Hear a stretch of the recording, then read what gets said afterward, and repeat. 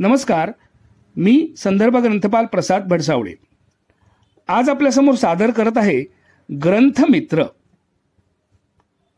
मराठी कादंबरीला वास्तववादी वळण देणारे साहित्यिक अशी ओळख असलेले हरिभाऊ नारायण म्हणजेच ह ना आपटे यांचा पिंड आदर्शवादी सुधारकाचा होता।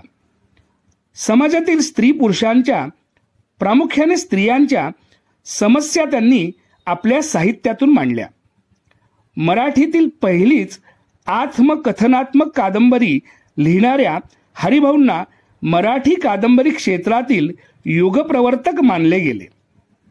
हरिभाऊंचे ग्रंथांवर अमर्याद प्रेम होते। पुस्तकांचा संग्रह करणे हा त्यांचा छंदच होता। लहान मुलावर प्रेम करावे तसे ते पुस्तकांवर करत।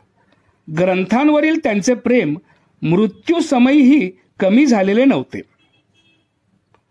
हरिभाऊ अत्यवस्थ असताना 3 मार्च 1919 रोजी पुण्यातील त्यांच्या घरी केळकर नावाचे परिचित काही पुस्तके देण्यासाठी आले। हरिभाऊंच्या प्रकृतीची विचारपूस करावी या उद्देशाने त्यांना भेटावयास खोलीत गेले। हरिभाऊंची अवस्था पाहून त्यांना खूप वाईट वाटले। केळकर त्यांच्या पलंगाजवळ गेल्यावर हरिभाऊंच्या डोळ्यामध्ये एक आगळीच लकाकी आली।